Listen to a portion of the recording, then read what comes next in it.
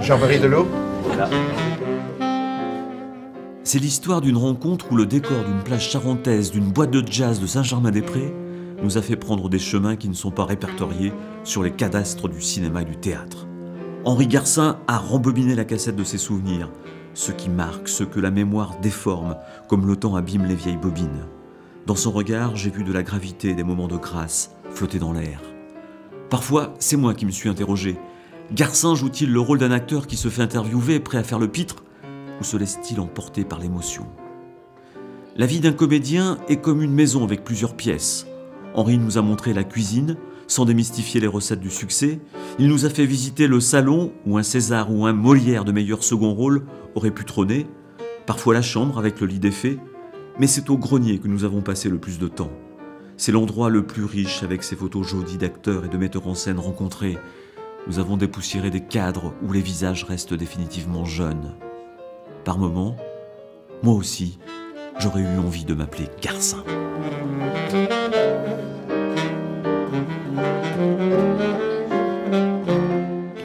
Mon vrai nom est Tony Albers. À la suite de 3 frères et d'une sœur, je viens au monde à Anvers. Ma maman, comme celle de Sarah Bernard, était hollandaise. 1928 était l'année de naissance de Tintin, de l'ouverture de Roland-Garros et du Boléro de Ravel. J'arrive à Paris en 1950 à vélo, enfin plus exactement à bicyclette, et mon père, industriel, qui lui prend le train, m'inscrit d'art au cours d'art dramatique de René Simon, où pendant 2 ans je m'emploie à perdre mon accent. Plus ou moins. Mariage avec une élève, et je commence à me produire dans les cabarets parisiens comme jeune fantaisiste en 1956, l'année où je deviens assidu au Café de Flore, et je vois qu'il se porte toujours très bien. Moi, j'ai 20 ans, et ça fait 60 ans que ça dure. Henri, quand on parle des débuts d'un acteur, en général, oui, on aime bien parler de la période vache maigre, difficultés financières, etc. Vous, c'est pas le cas? Pas vraiment, non. J'ai eu une jeunesse dorée, et je ne m'en suis jamais remis. Quand on n'a pas besoin d'argent, c'est difficile de faire quelque chose, parce qu'on flâne, on regarde, on prend son temps. Ça a été un peu mon cas. Dans les années 50, un jeune, à l'abri financièrement, était tout de suite rejeté par toute une catégorie de gens, surtout dans le monde du spectacle, parce qu'on était suspect. On était tout de suite taxé de parasites, et pire, de dilettantes. Alors ça, c'était agaçant. J'ai essayé, à cette époque-là, j'étais jeune homme, hein, j'ai essayé de m'infiltrer dans ce monde. J'ai acheté des petites voitures pas chères pour faire pauvre. J'allais dans les dépôts-ventes, acheter des vestes élimées, des vieilles vestes élimées. On disait, oh, t'as vu les vestes qu'il a? Superbe, ça ne doit pas être donné. Et tout ça. Parfois, je sortais des filles pas belles du tout, vraiment. Je disais, mais vous voyez bien, je suis des vôtres. Ça n'a pas pris beaucoup, on sentait que je trichais. Je ne trouvais pas de rôle, moi, au départ. Je voulais faire le théâtre. Je ne pensais pas au cinéma du tout. Je ne trouvais pas de rôle. Alors j'en ai eu assez, j'ai écrit un petit texte, 10-12 minutes, assez rigolo, que je disais, c'était l'histoire d'un jeune Rastignac qui se lançait dans le monde parisien à l'époque. Ce petit numéro était très drôle, était pris par tous les cabarets. À ce moment-là, à Paris, les cabarets, ça marchait très fort, ça a disparu. C'est le striptease qui a détrôné les cabarets, hélas. Mais il y en avait partout. On va jouer à un jeu, Henri. Si je vous dis les 3 bonnets, ça évoque quoi pour vous? Mes commencements au cabaret avec Jacques Canetti. Et je passais en numéro 2 dans le spectacle, et en numéro 3, il y avait Brel, tout simplement, qui n'avait pas la vie facile, parce qu'on le sifflait, il chantait. Quand on a que l'amour à s'offrir en partage. Genre, oh, Brassens, criaient les gens, Brassens! Et il sortait de scène pas content, ça n'a pas duré longtemps. L'Écluse, avec Barbara, qui a commencé sur son petit piano, Barbara, qui est devenue une grande amie après. Si depuis j'ai dit je t'aime, ma plus belle histoire d'amour, c'est vous. Henri Garcin, comment c'est venu? Mon papa m'avait emmené voir Huis clos, qui était la pièce à la mode, avec Vitol, Tania Balachova et Gabi Sylvia. Et à un moment donné, Vitol s'appelait Garcin dans la pièce. Il frappe, je me souviens vaguement, il frappe sur la porte imaginaire de l'enfer et dit « Ouvrez-moi, je m'appelle Garcin ». Ça me revient et tout à coup, je regarde Khaledi, je dis « Je m'appelle Garcin ». Un peu, et dit « Oh non, non, c'est très bien, on va prendre ça ». Je m'appelle Garcin. C'est drôle. Après le cabaret, les débuts au cinéma, on peut les évoquer. Le théâtre d'abord? Ah, d'abord le théâtre, oui.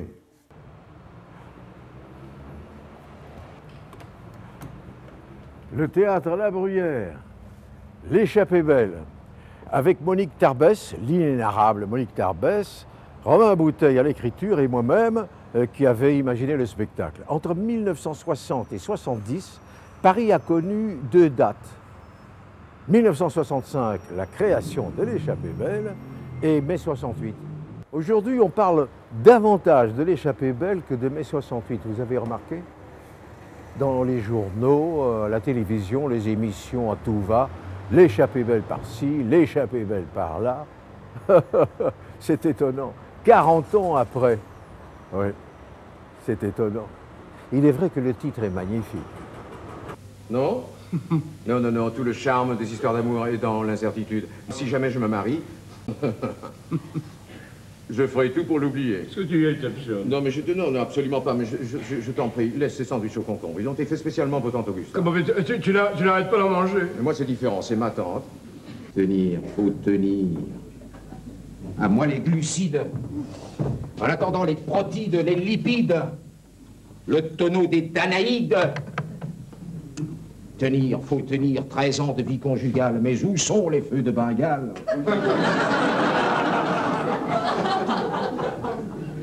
J'en ai marre, j'en ai marre. J'en ai marre. Je sais pas exactement pourquoi, mais j'en ai marre. Et j'en ai marre d'en avoir marre. J'en ai marre, j'en ai marre. J'ai connu deux grands succès dans ce théâtre célèbre. La danse de mort, avec M. Michel Bouquet et Juliette Carré, et puis la création d'une comédie délicieuse, L'aide-mémoire, de l'immense Jean-Claude Carrière, que vous voyez ici entre Delphine, la divine Delphine Séric, et moi-même. Delphine, 36 ans, blonde platinée, et moi-même, dragueur scientifique à lunettes. Nous formions un couple de rêve, mais de rêve. Le public, je me souviens au salut, le public ne voulait plus partir. Il ne voulait plus... Non mais partons parce que je vais pleurer. Ça te rappelle des choses? Ouais.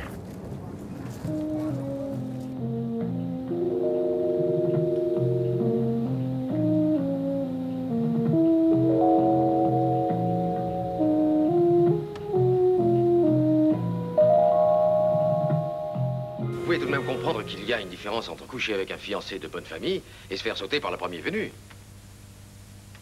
En fait, c'était une petite salope. À 15 ans, elle était la maîtresse d'un ou deux de mes amis. Je dis un ou deux parce qu'elle devait forniquer à la fois avec le mari et avec la femme. Entre nous, on l'appelait Sainte Levrette. Parce qu'elle avait l'air d'un ange. Mais c'est très bon pour nous, ça. Non, je ne peux pas me servir de la vérité. Parce que la fille du professeur Chartier ne peut pas être une petite salope. Et j'ai à ce sujet une anecdote, je peux vous raconter? Oui, oui. Une anecdote que je tiens de Madame Lorraine. Elle me dit un jour, je devais jouer un rôle dans un film de Vittorio De Sica, je ne me souviens plus du titre, et j'étais une fille pauvre de Naples et qui décida un jour, pour nourrir sa petite famille, de faire le tapin. Un mélo comme pas possible, c'est peut-être la ciociara, peut-être. Et elle me dit, je ne savais pas très bien, après j'ai appris, mais je ne savais pas très bien comment faire une dame de petite vertu. Alors Vittorio m'a tout montré. Parfait, alors elle dit, je le regarde, et puis à un moment, j'ai dit, mais Vittorio, si je t'imite, si je fais tout comme tu dis, toi, moi, Sophia Loren, moi, où est-ce que je suis? Réponse de Vittorio, toi, tu es sur l'écran. Elle a eu le prix d'interprétation à Cannes. Pour être franc, Madame Catherine, c'est Flingoteur et la surprise. Je suis pas très friand. Ça énerve tout le monde. Faut m'apprendre à épauler. On aurait des choses à vous apprendre. Avec Daniel Vasseur, on se connaissait depuis la maison d'éducation. L'été dernier, on a fait du bateau ensemble et puis il veut la mort. Vous trouvez ça normal? Avec le Rosac et Bignol comme 36, je vais porter un drôle de chapeau. Et ça a commencé à devenir intéressant bien plus tard, en 65, avec La vie de château. Alors quel film, La vie de château, hein, parce que déjà, là, il y avait des gens comme Pierre Brasseur, des personnages étonnants. Ah oui, oui, c'était important. C'est une belle distribution, c'était très, très important. Une belle comédie qui a très bien marché, avec la Catherine, qui avait 23 ans, qui était belle à ravir, et Noiret. Ouais. Tout ça sont devenus des amis, hein, du coup. Hein. Brasseur moins, parce qu'il était un petit peu plus âgé. Marie Marquet, remarquable. Et puis Jean-Paul Rapneau à la caméra, c'était...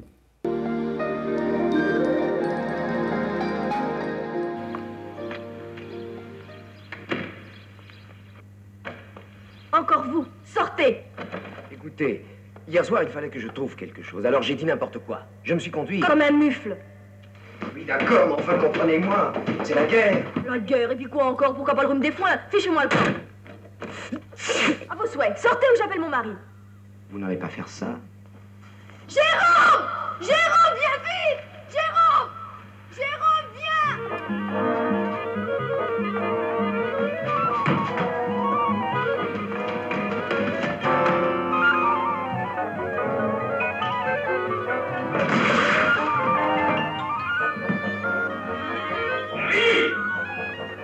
Marie, où es-tu? Qu'est-ce qui se passe? Tu t'es coupé les ongles ce matin? Oui. Où as-tu mis les ciseaux? Ah, ils sont là que je suis bête.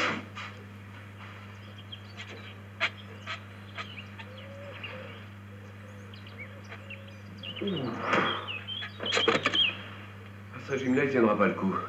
Qui ça? Mon cœur. Un jour, il va craquer. Rapneau, c'était son premier film, je crois. Rapneau, c'est son premier film. Tout de suite, un prix de Luc. Autre rencontre marquante, Truffaut, hein, parce que ouais. C'est l'un de vos plus beaux rôles. Oui. Et dans un film, dans l'un de ses plus beaux films, ouais, La femme d'à côté. Oui, La femme d'à côté. Plus tard, on est en 80, oui, j'étais très heureux. Oui. Oh, le rôle est discret, mais enfin, il existe, il est là, mais c'était formidable d'être dans le film avec la présence de Depardieu et de Fanny Ardant et de François lui-même. Ce que tu dis est complètement faux. Cet homme de la Nouvelle-Calédonie est peut-être le seul amour d'Odile Jouve. En tout cas, c'est pour lui qu'elle s'est jetée par la fenêtre il y a 20 ans. Et lui, il n'a jamais rien su de ce qui s'était passé. Il ne sait pas qu'elle est devenue infirme à cause de lui. Madame Jouve est une femme extraordinaire. Mais cet homme n'a jamais rien compris. Ah bon? Eh bien, moi non plus, je n'ai pas compris. Et d'ailleurs, les hommes ne comprennent rien à l'amour. Ils sont des amateurs. Moi, je t'aime comme tu es, Mathilde, tu sais. Mais je ne te comprends pas. Je n'ai jamais menti de ma vie simplement parce que c'est trop compliqué. Je trouve ça trop compliqué. Et voilà maintenant que je m'aperçois que je vis avec une menteuse, que je dors avec une menteuse, que je fais l'amour avec une menteuse. Et que j'aime une menteuse.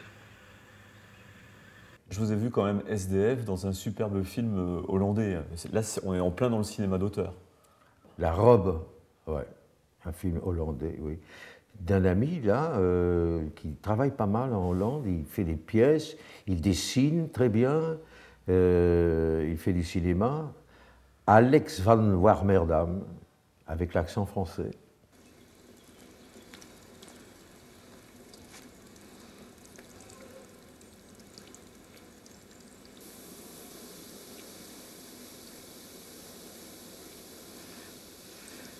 Ulrich, J'adore. Mais quand Emeline est morte, tu as refusé de revenir.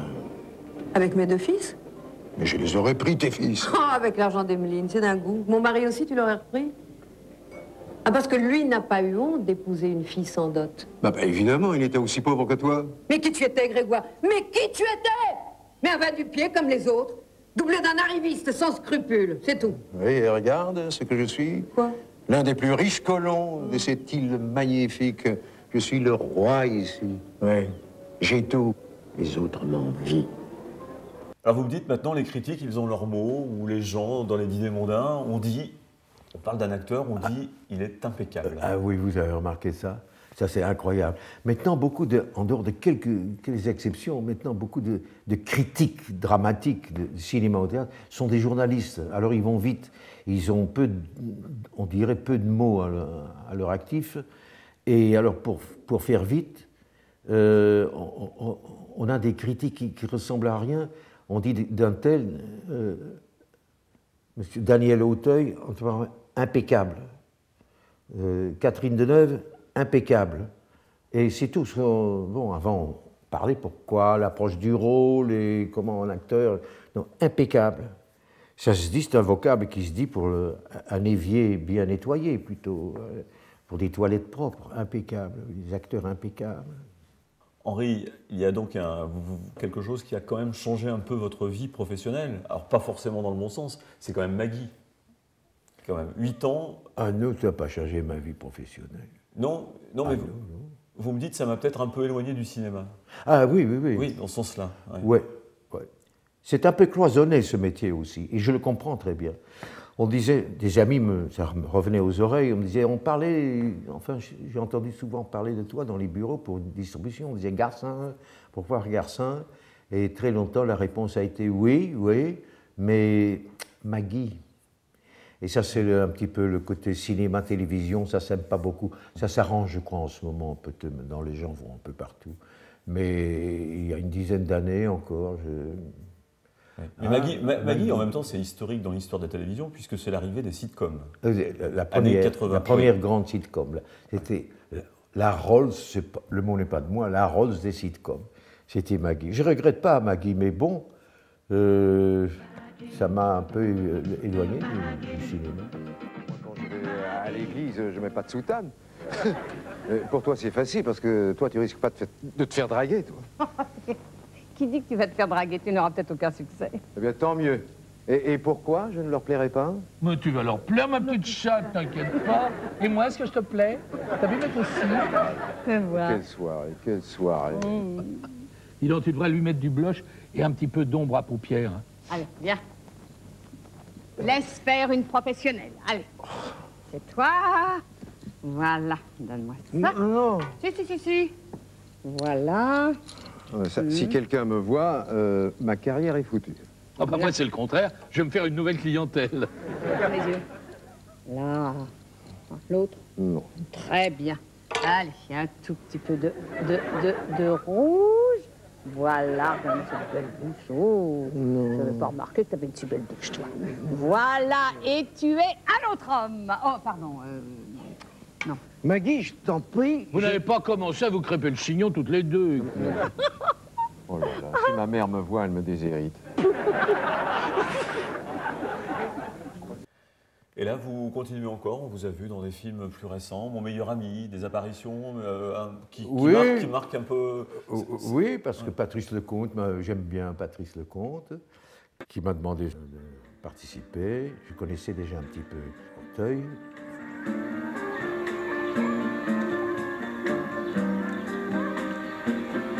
Monsieur Coste, bonjour. Voilà, vous inscrirez la somme que vous voudrez, cher ami. Je ne suis pas vendeur. Je tiens à acquérir ce vase pour ma collection. Et moi, je tiens à le garder, cher ami. Non, mais vous n'avez pas compris. Non, c'est vous qui n'avez pas compris, c'est non. Vous ne méritez vraiment pas cet objet. Maintenant, je réalise des courts-métrages. Être sur une plage avec vous, ça me fait penser inévitablement à Jessie. Ah oui, Jessie. Mais c'est pas la même plage. Jessie, c'était le Cotentin. La Hague, la plage de la Hague, magnifique. Et ici, c'est la Charente-Maritime, où je viens très souvent voir des amis, car j'aime beaucoup la Charente-Maritime.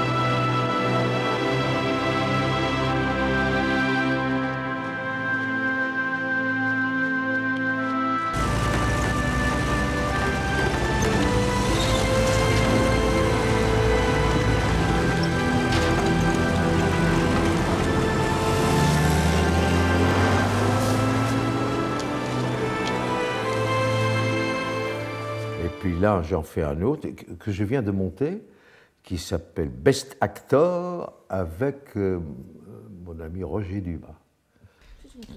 Myriam. Il y avait le mouvement de la tête qui Ouais. accompagnait. Oui, mais même le sourire n'est pas nécessaire. C'est pas nécessaire. En affaire, Myriam, cherchez. On ne fait pas un film gentil. Ils sont pas gentils.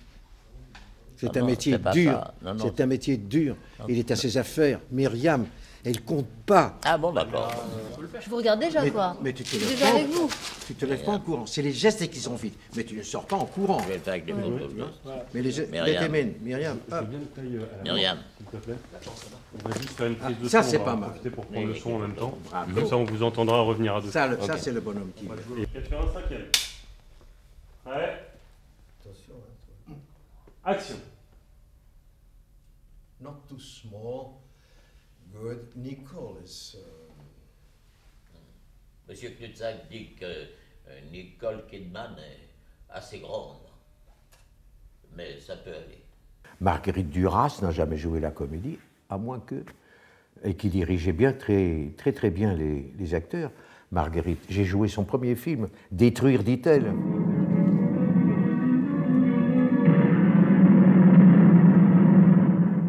Tout peut arriver. Oui. Oui. Oui. Comment vivez-vous avec elle? Il ne vivait pas avec elle. Il n'y aura eu que nous. Oui. Il y avait 10 jours que vous me regardiez. Il y avait en nous quelque chose qui vous fascinait et qui vous bouleversait. Un intérêt dont vous n'arriviez pas à connaître. La nature. Des souvenirs. Il y avait Daniel Gélin et Lonsdal aussi. Et il y avait Daniel.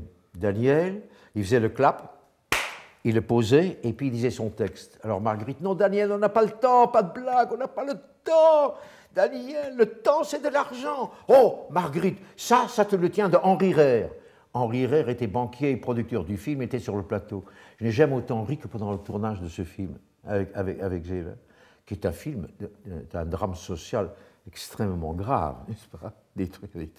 Mais quel rire, elle était très drôle, Marguerite, hein, entre les plans, entre les prises. C'était très drôle. Alors traverser le temps, pour un acteur, c'est un petit peu, j'allais dire, bon, pour tout le monde, c'est voilà, c'est notre lot. Mais en même temps, pour un acteur, est-ce que c'est pas plus difficile? On dit que, par exemple, que pour une femme, vieillir au cinéma, pour une actrice, c'est plus compliqué, plus difficile que pour un homme. Qu'est-ce que vous en pensez? Ah, mais je pense que c'est un peu plus difficile que pour un homme. Un homme qui vieillit, bon. Il prend les rides, il prend... bon. Une femme, plus difficile à porter. Les rides, je pense que c'est plus difficile, oui. Mais ça donne quelquefois des merveilleuses actrices, âgées. Celles qui supportent, qui acceptent les rides. Celles qui n'acceptent pas, elles sont emmerdées, elles sont emmerdées. Nous sommes tous des aventuriers. C'est un métier d'aventurier. Henri, pour revenir à votre métier, c'est quand même assez exceptionnel, c'est quand même de se mettre dans la peau d'un autre. Est-ce que c'est parce qu'on se sent mal dans sa peau qu'on a envie d'être dans la peau d'un autre? Ah, la vieille question. Comment dire? Pas facile de répondre à ça. Il y a des acteurs fabuleux qui sont eux toujours, quoi qu'ils fassent. Louis Jouvet, la même prononciation de Jouvet, son allure, et en même temps il arrive à être un commissaire de police ou un autre. Et puis d'autres acteurs qui se transforment complètement. Le spectacle le plus étonnant en ce moment chez nous, c'est Auteuil, qui est tout à fait méconnaissable d'un rôle à l'autre. C'est très très étonnant. C'est un très très très grand acteur. Un autre instinctif quand même, c'est Depardieu. Et Depardieu, mais il promène sa carcasse, quoi. Et il en joue très très bien. Et il arrive aussi à donner le change, à faire croire que c'est un personnage, et puis un autre. Il peut être brutal et fort, et puis il peut être délicat comme tout, Gérard. C'est là où je l'aime le mieux. Quand il est tout délicat, comme dans Quand j'étais chanteur. C'est un film qui n'a pas eu beaucoup de succès, étrangement. C'est un délicieux film où il y a un Depardieu magnifique avec la petite Cécile de France. J'aime bien Gérard, c'est un bon ami à moi, depuis La femme d'à côté. Il m'a aidé un jour à monter un spectacle. C'était un type très bien. Je suis dans tes bras. Je ne suis qu'une petite fille perdue quand tu n'es plus là. Henri, des mots comme ça, la vie. Pour moi, la vie, c'est la vie qu'on se fait. C'est la vie qu'on se fait. Moi, j'ai toujours pris un grand soin à rendre la mienne très agréable, le plus agréable possible. Et en grande partie, j'y suis parvenu. Je le dis sans rougir. Elle a été très belle, très amusante, très variée, très très belle. Et même depuis que j'ai vendu ma voiture, elle est devenue exquise. La mort. Ah ben c'est le mot de Paul Léoto. Paul Léoto. La mort, pourvu que j'arrive jusque-là, ça c'est très joli. L'amour. L'amour, c'est un grand mot, hein, l'amour. Bon. Rarement partagé. À prendre avec des pincettes. Moi, je comprends mieux les mots comme inclination, attachement. Les femmes. Les femmes, les femmes. Je les aime, je les adore, je les vénère, mais je me sens mieux en la compagnie des hommes. C'est comme ça, plus simple, moins sinueuse. L'argent. En avoir beaucoup, c'est comme avoir une très belle femme. Ça rend inquiet. Henri, une dernière question. Est-ce que vous avez des regrets? Oui, c'est ne pas avoir été plus tôt, mais parce que je travaillais, je jouais, j'apprenais des textes, de ne pas m'être mis plus tôt derrière la caméra. Vous avez conscience quand même que Garcin, ça veut dire quelque chose, ça évoque quelque chose, notamment dans le milieu du théâtre? Non. Que vous avez... Regardez-moi. Franchement, quand même, quand on dit Henri Garcin dans le milieu du théâtre, c'est... Non. Non. C'est pas par fausse modestie que vous dites ça? Non. Pas du tout, non. Il y a des noms tellement plus importants.